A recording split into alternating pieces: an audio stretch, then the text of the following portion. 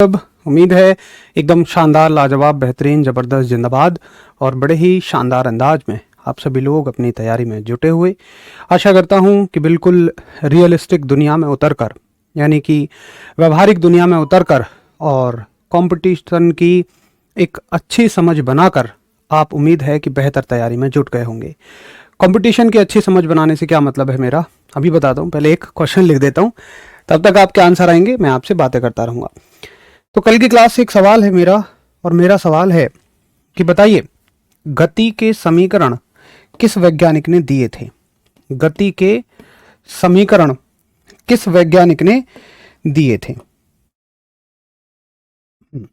गति के समीकरण यानी कि इक्वेशन ऑफ मोशन किस वैज्ञानिक ने दिए थे, इस बात का जवाब आप सभी देंगे।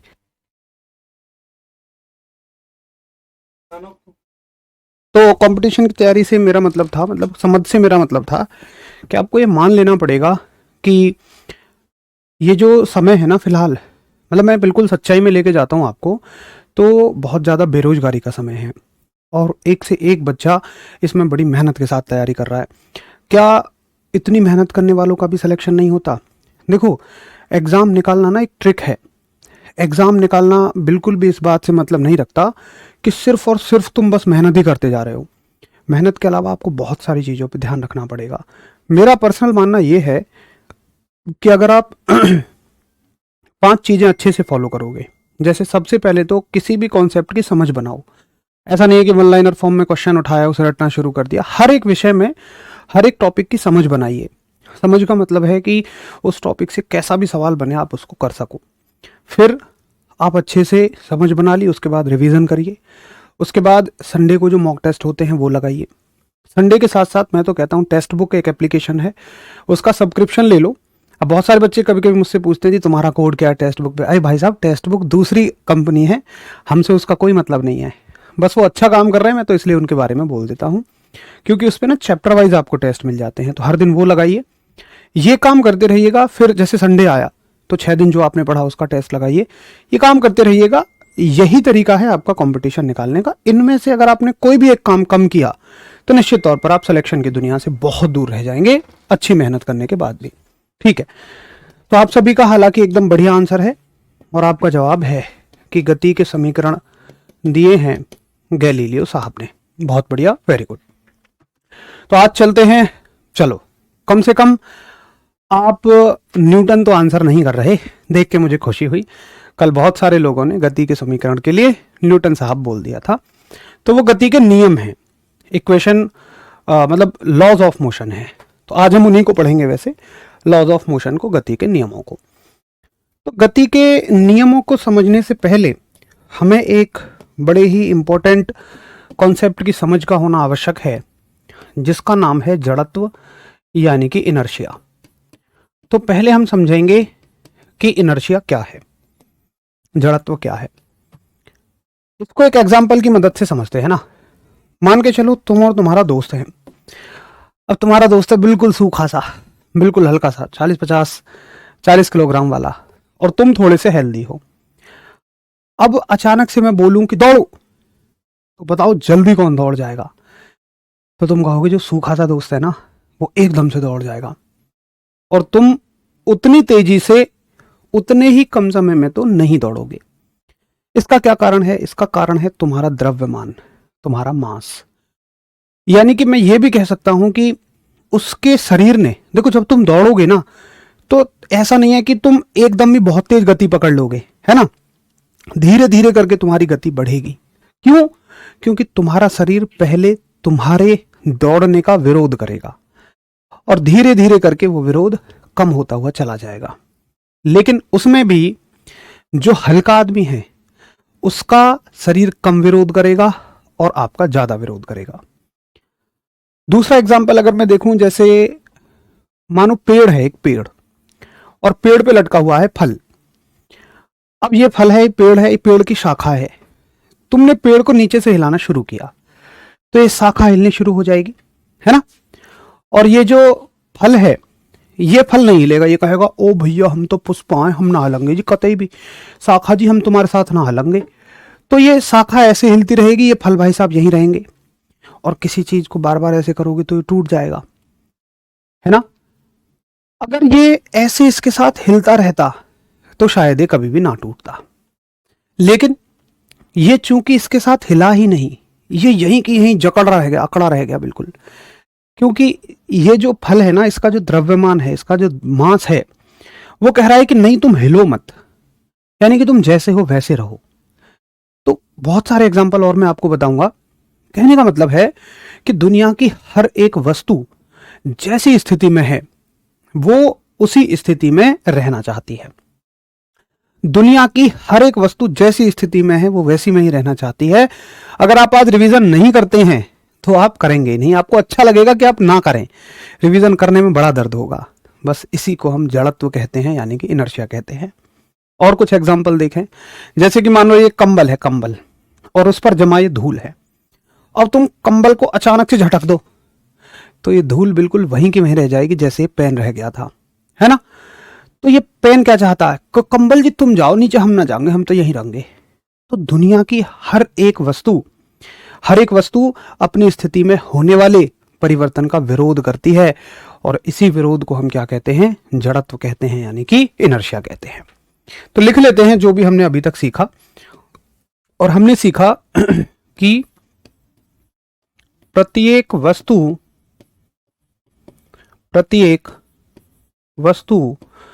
स्वयं में होने वाले परिवर्तन में विरोध करती है। प्रत्येक वस्तु स्वयं में होने वाले परिवर्तन का विरोध करती है। स्वयं में होने वाले परिवर्तन का विरोध करती है, जिसे जड़त्व कहते हैं। लिखते रहेंगे मेरे साथ, जिसे जड़त्व कहते हैं। ठीक है, यानी कि every object oppose to change of its state या position is called as inertia। ठीक, is called as inertia। अभी और समझ में आएगा। ये तो बस एक बहुत बेसिक सी समझ है जो हमने इनर्शिया के बारे में बताई है। ठीक है, अच्छा, अब क्वेश्चन आएगा कि बताइए इसकी खोज किसने की थी, इसकी डिस्कवरी किसने की थी। तो भाई तुम बिल्कुल भी हर बात पे ना न्यूटन साहब का नाम मत लिया करो। आपको लग रहा होगा कि गति के नियमों में है तो खोज न्यूटन साहब ने की होगी, नहीं, इसकी खोज भी गैलीलियो साहब ने ही की है। तो याद रखना कि शब्द जड़त्व की जो खोज है वो किसने की है, गैलीलियो साहब ने की है। अब ये कितने प्रकार का होता है, तो आपको कहना है इसके प्रकार, यानी कि इसके टाइप। पहले इसको नोट करो, 30 सेकंड दे रहा हूं और फिर हम आगे चलेंगे, क्योंकि उम्मीद है यार मैं जो इंग्लिश में लिखता हूं तो हिंदी वाले नोट करते होंगे, और हिंदी में अगर लिख लेता हूं तो इंग्लिश वाले कर लेते हैं। मतलब इंग्लिश वाले तो चलो बाद में करते हैं। सर आप व्हाइट कलर का शर्ट ना पहन कर आया करो, नहीं तो हमारा आंख चला जाएगा। अब है यार, वह रंजन यार कैसी बात करते हो भाई, यहाँ क्या मैं यार शर्ट निकाल के इनर में पढ़ाऊंगा यार, तुम कैसी बात करते हो। अबे तुम भाई मुझे क्यों देख रहे हो, तुम इनको देखते रहो, मेरी बातें सुनते रहो। अरे यार तुम्हारी समस्या यार मैं कहाँ तक समाधान करूँ। कोई कहेगा जी तुम इंसान का रूप मत धर के आया करो, तुम तोता बन के पढ़ाया करो हमें सर, कोई ऐसे कहेगा, मैं यार कहाँ तक तुम्हारी समस्याओं का समाधान करूंगा। चलो, तो जड़त्व है 3 प्रकार का। प्रकार में 3 प्रकार हैं, 1 बाय 1 समझते हैं। पहला जड़त्व है विराम का जड़त्व। विराम का जड़त्व यानी कि इनर्शिया ऑफ रेस्ट। बहुत प्यारे तरीके से समझेंगे, जो आज तक रटा है ना उसको समझेंगे कि आखिर अच्छा ऐसा होता है। देखो मजा जब आता है जब कोई रटी हुई चीज का हमें कारण समझ में आ जाए, मजा आ जाता है ना। सुनो, विराम के जड़त्व का क्या मतलब है कि जो वस्तु विराम में रहना चाहती, विराम में है, वो विराम में ही रहना चाहेगी। जैसे मैंने आपको एग्जाम्पल दिया कि ये जो फल था ये किस में था, विराम में, रेस्ट में। तो तुमने शाखा को हिलाया, लेकिन ये कैसे रहना चाहता है, विराम में। तो सवाल आएगा कि पेड़ को हिलाने पर पेड़ से फलों का टूटना किस तरह के जड़त्व का उदाहरण है। तो आप कहेंगे जी ये विराम के जड़त्व का उदाहरण है। आप इसके उदाहरण लिख देंगे, सीधा सीधा उदाहरण की मदद से समझेंगे इसे। इसकी डेफिनेशन कभी नहीं पूछी जाएगी।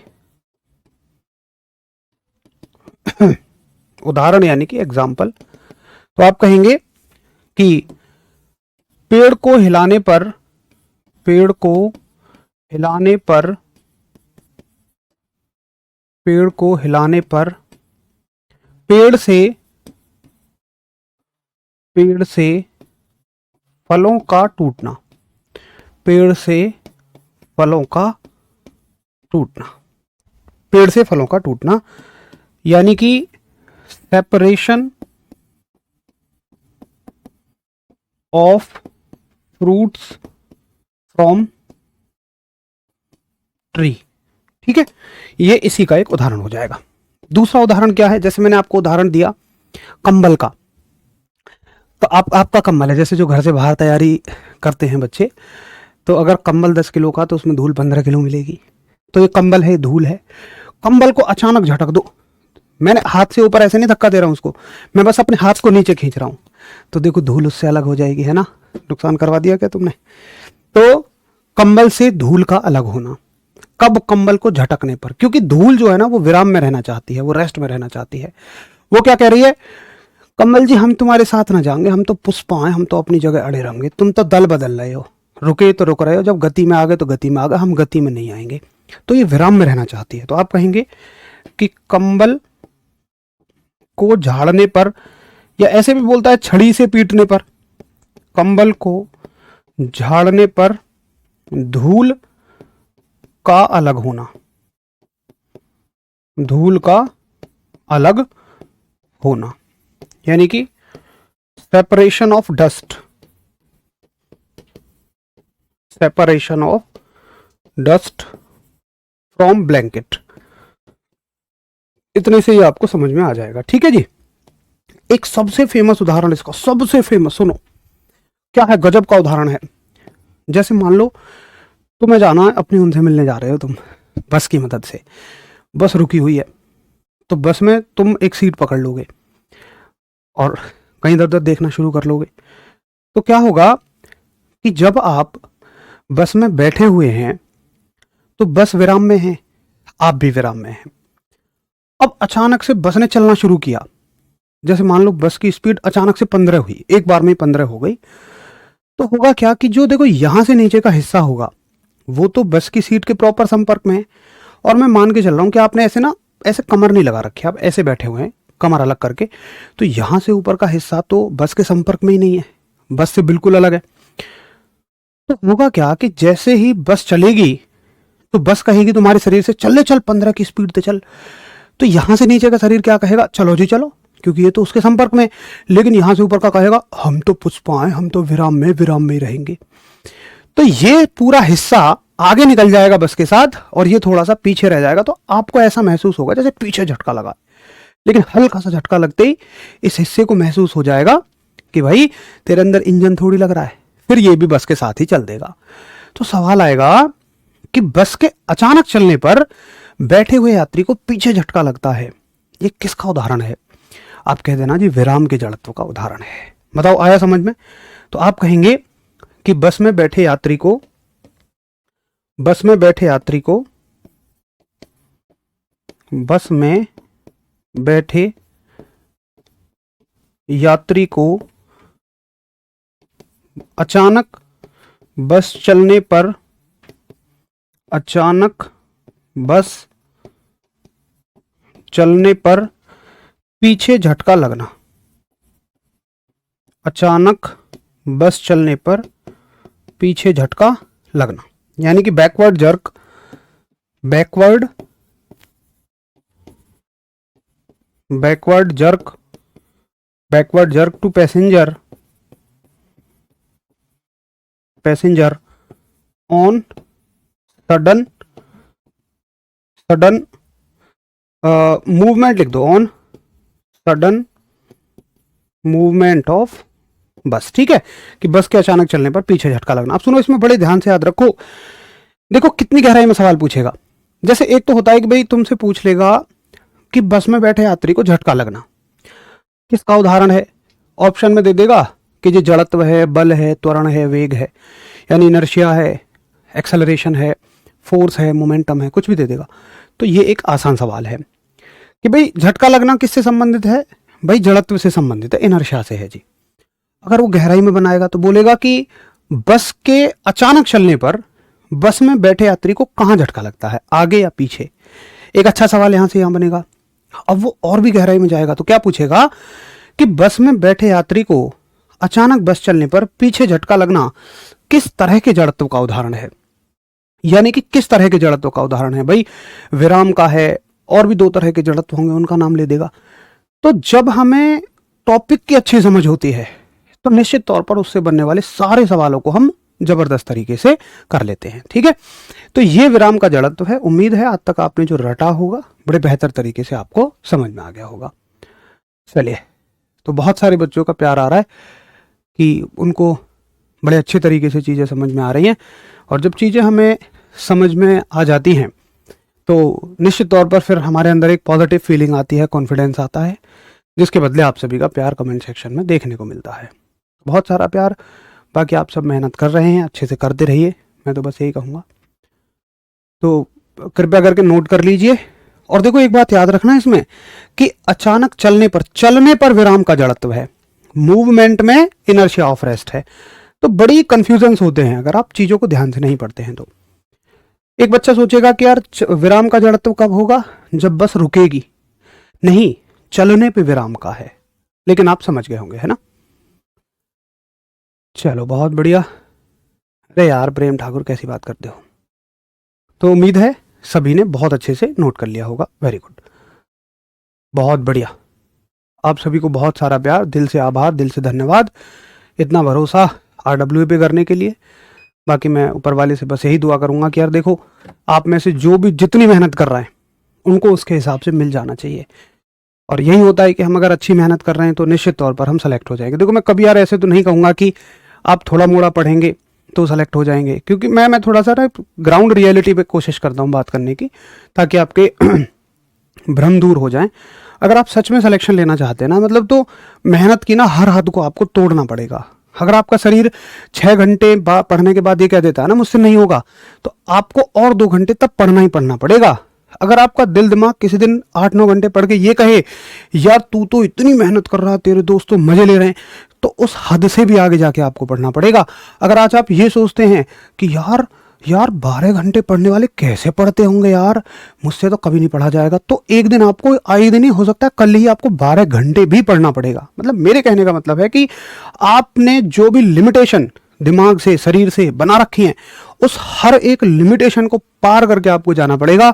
सच में कह रहा हूं मैं, तब होता है सिलेक्शन। और मैं कहीं से किताबों से या पढ़ के सुन के नहीं बता रहा हूं, मैं वो बता रहा हूं जो मैंने आपको पर्सनली महसूस किया। तो अच्छी मेहनत करिए। चलो, तो विराम का जड़त्व हो गया। दूसरा करेंगे हम, नोट हो गया होगा सबका। दूसरा करते हैं गति का जड़त्व। गति का जड़त्व यानी कि इनर्शिया ऑफ मोशन, गति का जड़त्व। आओ देखें एक बार कि क्या होता है गति का जड़त्व, इनर्शिया ऑफ मोशन क्या होता है। अब तो आप समझ गए होंगे कि भाई जड़त्व की परिभाषा है कि जो वस्तु जिस अवस्था में है वो वैसी ही रहना चाहती है ना। तो गति, जो वस्तु गति में है वो वस्तु गति में ही रहना चाहती है। वो चाहती है कि मैं हमेशा गति में ही बनी रहूं। जैसे कि एक एग्जाम्पल लेते हैं। एग्जाम्पल है, जैसे मान लो वो बस चल पड़ी, और जब बस चल दी तो कुछ समय बाद आपकी स्पीड भी बस के स्पीड जैसी हो जाएगी, क्योंकि आपका शरीर मान लेगा 1-2 सेकंड में कि भाई तेरे अंदर थोड़ी इंजन लगा हुआ है, तुझे तो बस की बात माननी ही है। बस चल पड़ी, अब जी स्पीड हो गई मान लो 60 किलोमीटर प्रति घंटा बस की, सॉरी।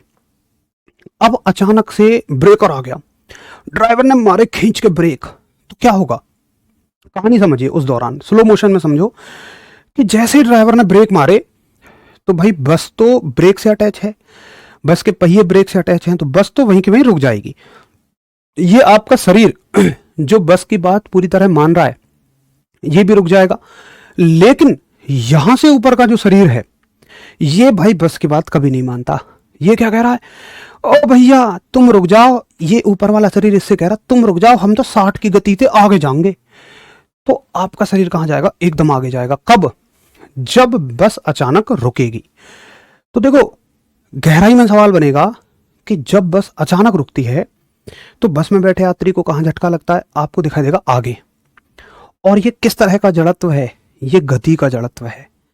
ठीक है, तो इसको लिखो कि इसके उदाहरण हो जाएंगे, उदाहरण से ही एग्जाम क्वेश्चन आता है, एग्जाम्पल से ही एग्जाम में क्वेश्चन आता है। तो इसका उदाहरण है कि बस के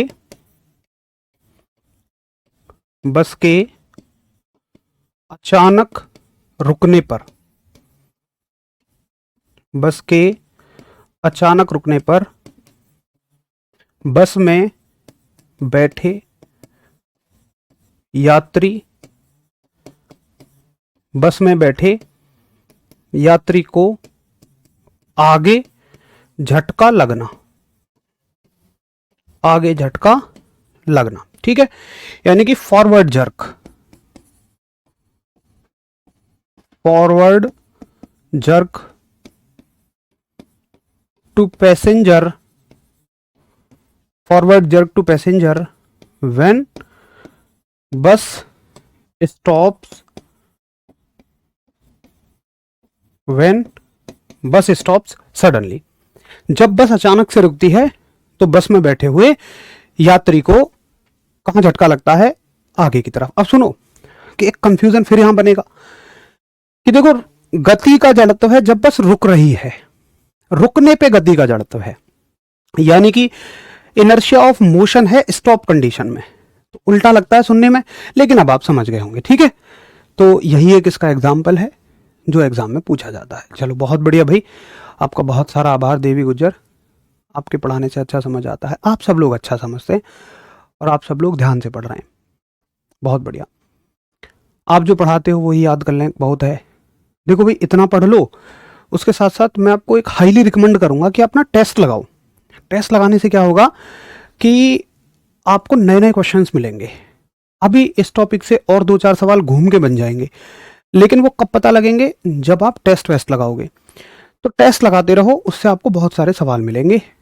और कोशिश करो कि कहीं से ना प्रीवियस ईयर क्वेश्चन उठा लो। हालांकि आरपीएफ के ज़्यादा नहीं है, लेकिन जितने भी आपको मिल जाए तो प्रीवियस ईयर क्वेश्चन उठाओ और प्रीवियस ईयर क्वेश्चन करो, वो एक बेहतरीन कॉन्फिडेंस देते हैं आपको। ठीक है, चलो। तो मतलब मैं ये कहना चाह रहा हूँ कि सिंपल मत पढ़ो कि जो मैं पढ़ा रहा हूँ या जो कोई टीचर पढ़ा रहे हैं बस आप फोन सामने रख के उसे पढ़ते जा रहे हैं, उससे सिलेक्शन कभी नहीं होगा। आप आज मान लो इस बात को, या साल 2 साल बिगाड़ लोगे, खुद अनुभव हो जाएगा तब मानोगे।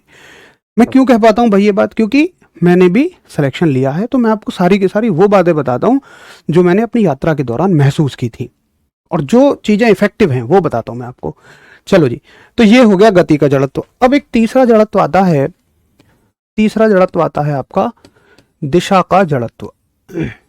दिशा का जड़त्व यानी कि inertia, inertia of direction, inertia of direction. अब देखो इनर्शिया ऑफ डायरेक्शन मतलब क्या है, इससे कोई सवाल नहीं पूछा जाता, इससे कोई उदाहरण नहीं पूछा जाएगा, अगर तुम इसकी कोई परिभाषा भी नहीं पूछी जाती है। लेकिन अगर तुम समझना चाहो, किसी अपने छोटे भाई को समझाओ, तो इसकी परिभाषा क्या बनाओगे? तुम कहोगे कि भाई जो वस्तु जिस दिशा में चल रही है ना, वो उसी दिशा में चलते रहना चाहेगी। उसकी तो उसका तो मन यही है। जैसे तुमने साइकिल पे बैठे हो, और जब ऐसे होते थे ना, हम तो जब ट्यूशन पढ़ने जाते थे साइकिल से, तो लंबे लंबे रोड थे, तो हम बहुत तेज पेडल मार के और पैरों को आराम से ऊपर रख लेते थे। क्यों भाई हरीश, तुमने करा कभी ऐसे? हरीश सो गए क्या? अच्छा करा तुमने ऐसे? तो क्या होता था कि साइकिल अपने आप ही एक ही दिशा में चलती हुई चली जाएगी जब तक तुम उसके हैंडल को ना मोड़ो। तो साइकिल का चाहत क्या है? साइकिल की चाहत है कि वो जिस दिशा में चल रही है उसी दिशा में चलती रहे। तो आप चाहो नोट कर लो, बाकी इसकी परिभाषा की कोई आवश्यकता नहीं है। कभी भी ना उस चीज़ की जिद मत करना जिसके लिए मैं ये बोलूँ इसकी आवश्यकता नहीं है। जैसे तुमको ना जी इसकी लिखवाओ परिभाषा, फिर वो नोट्स मोटा हो जाएंगे उससे, और फिर मैं सच बताऊं तो RWE का पेड बैच लेने का आपको कोई फ़ायदा नहीं है। फिर तो किताबों से पढ़ लो, किताबों में ढेर थ्योरी लिख रही है। भाई टीचर का कर्तव्य है कि वो बस उतना बताएं जितना आपके एग्जाम के काम का है ना। चलिए, तो उम्मीद है कि आपने इस चीज़ को नोट कर लिया होगा कि दिशा का जड़त्व भी कुछ होता है। बहुत बढ़िया। अब एक बड़ा ही खूबसूरत सा कॉन्सेप्ट समझेंगे जिसका नाम है बल। तो हालांकि बल के बारे में आगे भी समझेंगे, लेकिन अभी बस मैं एक बहुत सिंपल सी परिभाषा देखेंगे बल की, 9th क्लास के स्तर की। थोड़ा सा आगे चल के 11th क्लास के स्तर की देखेंगे। तो 9th क्लास में या छोटी क्लासों में हमें बल की क्या परिभाषा बताई जाती थी? हमें बताया जाता था कि देखो, अगर कोई वस्तु रुकी है तो तुम उसको धक्का दे दो, वो चलना शुरू कर देगी। अगर चलने के लिए फ्री है तो। फ्री का मतलब जैसे दीवार है, अब तुम दीवार को धक्का दो वो थोड़ी चलना शुरू कर देगी। जैसे एक बॉक्स है, बॉक्स को धक्का दो तो वो चलना शुरू कर देगा।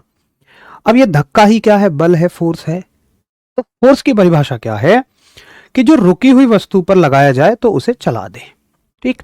अच्छा, दूसरी तरफ अगर वो पहले से मान लो बॉक्स चल रहा है तो तुम उसको पकड़ के खींच लो। जैसे तुम्हारा दोस्त जो पैसे लेके भाग जाता है, वो होते हैं ना दोस्त, जब पैसे लेने होते हैं तो ओ भाई, भैया यार, भैया आपके मदद कर दे, भाई आपका समय पे लौटाऊंगा।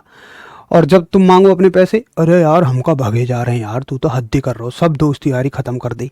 तो मान लो वो साइकिल पे जा रहा है, तुम्हें देखते ही और तेज पैडल मारती, तुम पकड़ के उसका कैरियर खींच लोगे, यहाँ आ जा, जाए कहाँ है। तो तुमने फोर्स लगाया, बल लगाया, और बल के प्रभाव से चलती हुई वस्तु रुक गई। या अभी जैसे मैंने बताया था कि तुम साइकिल पे जा रहे हो और तुमने पैडल मार के पैर ऊपर कर लिए, साइकिल चलती चली जा रही है। और तुम मतलब साइकिल कब तक सीधी चलती रहेगी? जब तक तुम उस पर ऐसे बल ना लगाओ। तो बल क्या कर रहा है यहाँ पे दिशा को बदल दे रहा है।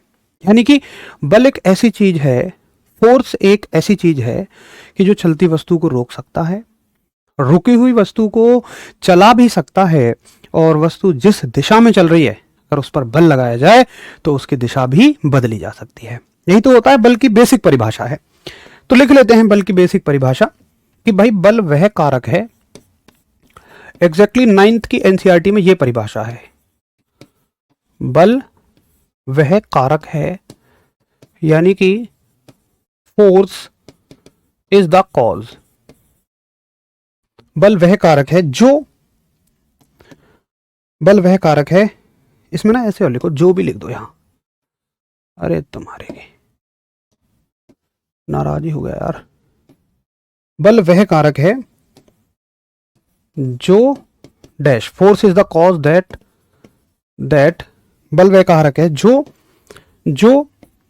रुकी वस्तु को चला दे, रुकी वस्तु को चला दे। यानी कि दैट तो लिख ही दिया, can move a stopped body. ठीक। बी, चलती वस्तु को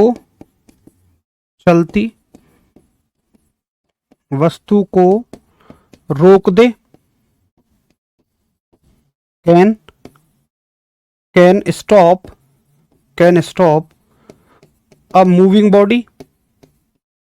या वस्तु की दिशा परिवर्तित कर दे।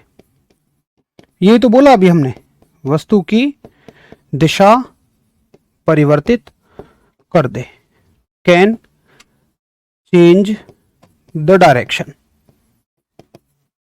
ठीक है, तो ये हो गई किसकी? बल की परिभाषा। अच्छा, एक बात बताओ कि क्या आपको कुछ कुछ सुनने में ऐसा नहीं लग रहा है कि जो बल है ना, जो फोर्स है, वो जड़त्व का उल्टा है? ये इनर्शिया का अपोजिट है। क्यों लग रहा है? क्योंकि इनर्शिया क्या कहता था कि रुके हैं तो रुके रहेंगे, और ये क्या कह रहा है? रुके हैं तो चला देंगे। इनर्शिया कहता था जड़त्व कहता था कि चलते हैं तो चलते ही रहेंगे, लेकिन फोर्स कहता है कि चलते हैं तो रोक देंगे। इनर्शिया कहता था जिस दिशा में चल रहे हो उसी दिशा में चलेंगे, लेकिन फोर्स कह रहा है जिस दिशा में चल रहे हो उसमें नहीं चलने देंगे और तुम्हारी दिशा को बदल देंगे। तो देखो, देखने में क्या लग रहा है कि फोर्स और इनर्शिया एक दूसरे के अपोजिट हैं। ठीक है। अब यहां खेल जाते हैं न्यूटन साहब। फोर्स की डेफिनेशन हल्की सी सामने आ गई, इनर्शिया यानी जड़त्व की खोज गैलीलियो साहब ने कर दी। तो इन दोनों को कंबाइन करके न्यूटन साहब ने अपना नियम दिया और जिसे कहा गया गति का पहला नियम। तो अब हम चलेंगे गति के नियमों पे। कृपया आप इसको नोट करें और थम्स अप कर दें, समझ में आए और नोट हो जाए तो जब थम्स अप करेंगे। नरेंद्र कह रहे हैं सर नाव से उतरने पर कौन सा नियम है? देखो मैंने आपसे कल भी एक बात कही थी कि आप केवल अपना दिमाग दौड़ाओ इस चीज में कि ये समझ में आया या नहीं आया। देखो भाई ऐसा थोड़ी होता है कि मान लो एक बच्चा जैसे पैदा हुआ तो पैदा होते ही उसे नर्स गोद में लेंगी, अरे बहुत खूबसूरत बच्चा है, वो कहेगा ए नर्स नीचे उतारे यार हमें, नीचे उतर के दौड़ना शुरू कर देगा। सामने बुआ मिलेंगे गेट पे, अरे अरे मेरा लाला आ गया, बुआ से कहेगा ए बुआ सामने हटो हमें यार स्कूल जाना है। उसके बाद वो तुरंत दौड़ा दौड़ा जाएगा स्कूल में, कहेगा 5वीं क्लास तक के स्कूल में, गुरुजी मेरा एडमिशन करो पहली क्लास में। गुरुजी कहेंगे ए तुम तो यार बहुत छोटे हो, अरे हटो यार ये स्कूल हमारे लायक नहीं है। सीधा डिग्री कॉलेज में पहुंचेगा, कहेगा हमारा एडमिशन कर लो बीए में बीटेक में। ऐसे थोड़ी होता है यार भाई, हर एक चीज सीक्वेंस में चलती है ना। नाव वाली बात भी आगे आई जाएगी। शायद इन 4 दिनों में आपको इतना भरोसा हो गया होगा कि भाई ये आदमी हमें पूरा समझाएगा, कुछ बचा के तो नहीं चलेगा, है ना। चलो तो चलते हैं गति के नियमों पे और हेडिंग डालेंगे गति के नियम। गति के नियम यानी कि laws of motion. Laws of motion. अब चलेंगे और 1 बाय 1 तीनों गति के नियमों को पढ़ेंगे। तो सबसे पहला सवाल गति के नियमों से आएगा कि गति के नियमों की खोज किसने करी। सबसे पहला सवाल आएगा कि गति के नियमों की खोज किसने करी, इन्वेंशन किसने करी। यहां नोट कर लेते हैं, गति के नियमों की खोज किसने करी यानी कि इन्वेंशन किसने करी। तो अब यहां पे आप भले ही कहिए कि गति के नियमों की खोज न्यूटन साहब ने की। किस वर्ष में की? तो गति के नियम न्यूटन साहब ने सन 1687 ईस्वी में खोजे, एक भयंकर महामारी के दौरान। जैसे हमारे यहाँ लॉकडाउन लगा हुआ था ना अभी, तो वैसे ही लॉकडाउन लगा हुआ था वहां भी, और न्यूटन साहब सेब के पेड़ के नीचे बैठे हुए हैं। सॉरी ये तो सेब से रिलेटेड नहीं है। तो वहां पे महामारी थी भयंकर और उन्होंने एक पुस्तक लिखी उस समय पे जिसका नाम था प्रिंसिपिया। तो कौन सी पुस्तक में करे? पुस्तक का नाम भी आपसे पूछा जाता है, बुक का नाम भी आपसे पूछा जाता है। तो बुक का नाम है प्रिंसिपिया।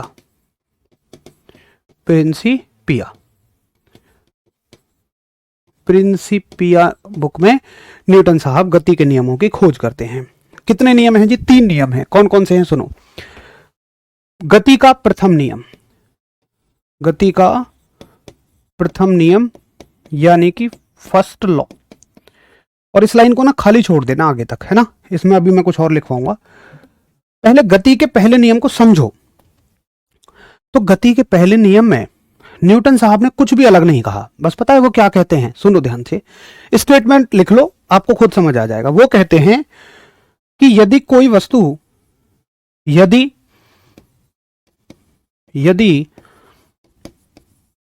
कोई वस्तु रुकी है तो रुकी रहेगी। यदि कोई वस्तु रुकी है तो रुकी रहेगी। चलती है तो चलती रहेगी। चलती है तो चलती रहेगी जब तक उस पर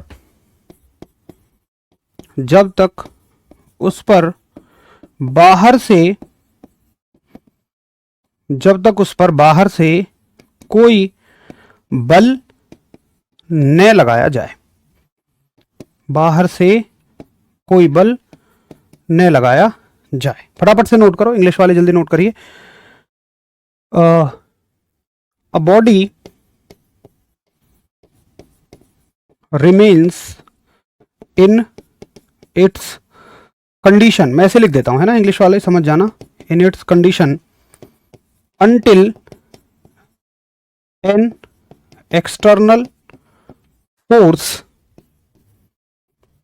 external force doesn't applied on it। मतलब मैं ये कह रहा हूं कि उस वस्तु की स्थिति वही बनी रहेगी जब तक कि उस पर कोई बाहर से फोर्स ना लगाया जाए। स्थिति का मतलब रुकी है तो रुकी रहेगी, चलती है तो चलती रहेगी, है ना। आप सुनो, एक बात बताओ, क्या आपको ऐसा नहीं महसूस हो रहा है?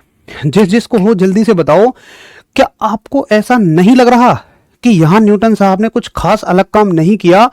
उन्होंने फोर्स की और इनर्शिया की डेफिनेशन को मिला दिया, बल की और जड़त्व की परिभाषा को मिला दिया, और बस उन्होंने कह दिया कि देखो रुकी है तो रुकी रहेगी, जड़त्व की बात कह दी, और आगे कह रहे हैं कि जब तक उस पर बाहर से कोई फोर्स ना लगे। तो फोर्स के बारे में यहां से कह दिया।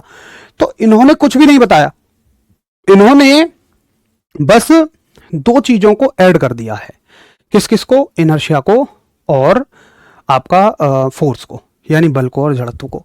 इसीलिए इस नियम का अन्य नाम क्या होता है? मैंने कहा था खाली छोड़ना इस जगह को, इसीलिए कहा जाता है इसे, इस नियम को बोला जाता है, इसीलिए इसका एक अन्य नाम होता है जड़त्व का नियम। भाई बहुत ध्यान से समझना, यहां पे बहुत कंफ्यूजन होता है, बहुत। Law of inertia. देखो, सबसे पहला सवाल तैयार कर रहा हूं। सवाल आएगा कि गति के पहले नियम का अन्य नाम क्या है, तो तुम कह देना जी जड़त्व का नियम है, लॉ ऑफ इनर्शिया है। सवाल आएगा, बड़े ध्यान से सुनो, जड़त्व की खोज किसने की, इन्वेंशन किसने की इनर्शिया की? तो तुम्हारा आंसर होना चाहिए गैलीलियो। खाली शब्द जड़त्व कह रहा है वो, भाई जड़त्व तो गैलीलियो साहब ने ही दिया था ना। लेकिन अगर सवाल है जड़त्व का नियम किसने दिया, लॉ ऑफ इनर्शिया किसने दिया, तो तुम समझ जाना कि लॉ ऑफ इनर्शिया अलग कुछ नहीं है भैया, गति का पहला नियम है, और गति के नियम तो सारे के सारे ही न्यूटन साहब ने दिए हैं। तो अगर सवाल आए ना कि जड़त्व का नियम किसने दिया, तो टक से कहना कि न्यूटन साहब ने दिया था।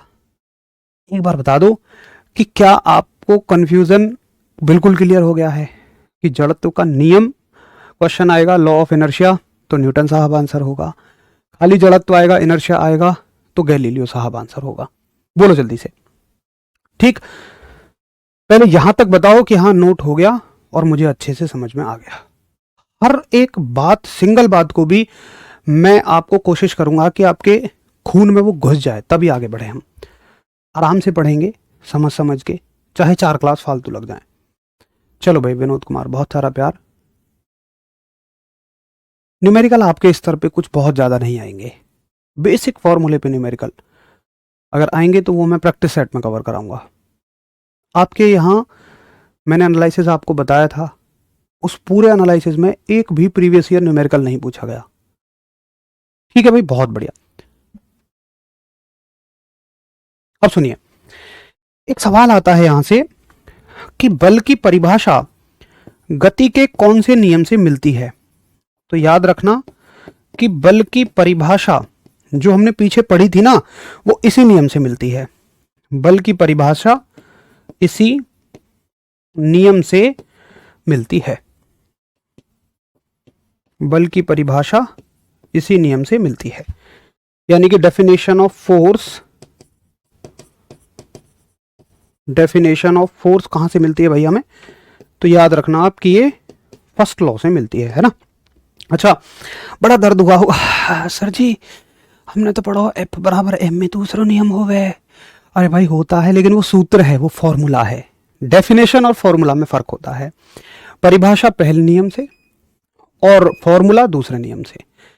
आपको जो सूत्र मिलेगा वो दूसरे नियम से मिलेगा। तो कृपया करके बताएं। अब देखो यहां से कितने सवाल बनेंगे। पहला सवाल कि गति के नियमों की खोज किसने करी? न्यूटन। कौन सी सन में करी? सन 1687। किस पुस्तक में करी? प्रिंसिपिया में करी। गति के पहले नियम का अन्य नाम क्या है? जड़त्व का नियम। जड़त्व के नियम का अन्य नाम क्या है? गति का पहला नियम। 5 सवाल, जड़त्व का नियम किसने खोजा? लॉ ऑफ इनर्शिया न्यूटन साहब ने खोजा। बल की परिभाषा कहां से मिलती है? पहले नियम से। डेफिनेशन ऑफ फोर्स फर्स्ट नियम से। पूरे 7 सवाल टक से क्लियर। और मैं आपको ये 7 सवाल अगर कराता ना तो इतना ही समय लगता, हो सकता है कि उसमें दिमाग कम लगता, लेकिन कभी याद नहीं रख पाते उसको। परंतु इतने समय में अगर थ्योरी से हम सवालों को निकालें, मैं इसीलिए कह रहा था कॉन्सेप्ट जरूर समझ लेना हर एक विषय का। हिस्ट्री भी पढ़ो ना, मैंने महसूस किया था अपनी तैयारी के दौरान, जब हिस्ट्री भी मैं पढ़ रहा हूँ ना तो उसको समझ के ही पढ़ो, रटो मत उसमें कुछ भी, है ना। चलो बहुत बढ़िया। Ijak Newton, very good. ठीक है, तो ये हो गए हमारे गति के नियम। गति का पहला नियम यहां तक हमारा क्लियर हो जाता है। अब चलते हैं गति के दूसरे नियम की तरफ। लेकिन गति के दूसरे नियम से पहले हमें और एक चीज को समझना पड़ेगा। जैसे गति के पहले नियम को समझने के लिए जड़त्व समझा, बल समझा, तो गति के दूसरे नियम को समझने से पहले हमें एक बड़ी ही खूबसूरत सी टर्म को समझना पड़ेगा, जिसका नाम है संवेग यानी कि मोमेंटम। और मोमेंटम को दिखाते हैं हम लेटर पी से, है ना। देखिए, संवेग को दिखाते हैं हम लेटर पी से। अब संवेग क्या होता है, सुनो, समझो पहले इसको। अगर तुम फॉर्मूले की डेफिनेशन बना दोगे बगैर उसको समझे, जैसे हम क्या कहते हैं, द्रव्यमान तथा वेग के गुणनफल को संवेग कहते हैं, momentum is the product of mass and velocity. इससे हमें फील नहीं हुआ कि संवेग कहाँ है। अगर हमें दुनिया में चलता फिरता दिख जाए तो पहचान नहीं पाएंगे। समझो इसको। देखो, आप क्या करो कि एक पत्थर लो, पत्थर 1 किलो का, और अपने दोस्त को बुलाओ और अपने दोस्त के सर पे उस पत्थर को आराम से रख दो। क्या उसको कोई दिक्कत होगी? कुछ नहीं। 1 किलो का पत्थर ज्यादा भारी नहीं है, आराम से उसके सर पे रख दो। लेकिन एक छोटा सा कंचा लो, छोटा सा, बहुत हल्का, और उसे 2 कदम पीछे हट के उसके सर खोपड़े में खींच के मारो। क्या उसे कोई दिक्कत होगी? दिक्कत, भारी दिक्कत हो जाएगी, उससे ज्यादा तुम्हें हो जाएगी। तो भाई मैं ये कह रहा हूं कि जो काम भारी पत्थर नहीं कर पाया, भारी पत्थर ने उतना नुकसान नहीं पहुंचाया, लेकिन हल्के से ने पहुंचा दिया। भाई क्यों? कारण क्या है? तो भाई इसका कारण है, शायद आप कहोगे कि भारी पत्थर के पास गति नहीं थी, वेलोसिटी नहीं थी, लेकिन छोटा पत्थर मोशन में था, छोटा पत्थर गति में था। तो जब किसी भी मास को, द्रव्यमान को मोशन मिल जाता है, गति मिल जाती है, तो उसका जो रिजल्ट है, उसका जो परिणाम है, उसकी जो ताकत है वो कई गुना बढ़ जाती है, और इस ताकत को ही हम संवेग बोलते हैं। तो अगर कोई द्रव्यमान गति कर रहा है तो उन दोनों के गुणनफल को हम संवेग बोलते हैं। उम्मीद है अब कहने में फील आ रहा होगा। लिखते तो वही हैं कि द्रव्यमान तथा वेग के गुणनफल को संवेग कहते हैं, लेकिन उम्मीद है कि अब आपको फील आया होगा। द्रव्यमान तथा वेग के गुणनफल को संवेग कहते हैं, यानी कि momentum is the product of mass and velocity. Momentum is the product of mass and velocity. तो आप क्या लिखोगे कि संवेग बराबर द्रव्यमान गुणा वेग, यानी कि momentum equals to mass into velocity. और सिंबल में आप लिखोगे P बराबर m इंटू वी। ठीक है, अब शायद अलग से लिखने की जरूरत है कि m द्रव्यमान है, v वेग है। चलो लिख देता हूं। m क्या माना है हमने यहां पे? मास। m क्या है? मास यानी कि द्रव्यमान, और v क्या है यहां पर? वेग यानी कि वेलोसिटी। ठीक है जी। अच्छा, इसका मात्रक क्या है? अब हर एक राशि के साथ मात्रक, विमा, सदिश, सदिश सारी चीजें पढ़नी है। तो सुनो, इसका मात्रक क्या होगा, इसकी डायमेंशन क्या होगी? तो आप कहेंगे कि देखो भैया मात्रक अब मैं बनाता हूं, रटता नहीं हूं। कैसे? मैं कहूंगा भाई कैसे, तो तुम कहोगे कि द्रव्यमान का मात्रक तो है किलोग्राम, ठीक है, और वेग का मात्रक है मीटर पर सेकंड, तो मात्रक हो गया केजी मीटर पर सेकंड। अच्छा, मात्रक का मतलब यूनिट, सॉरी डायमेंशन नहीं, यूनिट। मात्रक हो गया केजी मीटर पर सेकंड। मैं कहूंगा तो भाई फिर तुम डायमेंशन बना लेते हो। मुझे लगेगा यार डायमेंशन तो नहीं बना पाएंगे। तुम कहोगे जी क्या बात कर रहे हो? देखो सिंपल सी बात है, केजी के लिए लिखो m, मीटर के लिए l, और समय के लिए t लिख दो, और ये ऊपर जाके क्या हो जाएगा? ml। देखो t की पावर यहाँ 1 है, तो ऊपर जाके -1। मैं कहूंगा ऐसे तो इसे भी लिखो फिर तुम ऊपर ले जाके, तो तुम कहोगे बिल्कुल लिख लो, केजी मीटर, और अगर सेकंड भी ऊपर आना चाहता है तो यहाँ उसकी प्लस की एक पावर है, यहाँ -1 हो जाएगी, बात खत्म।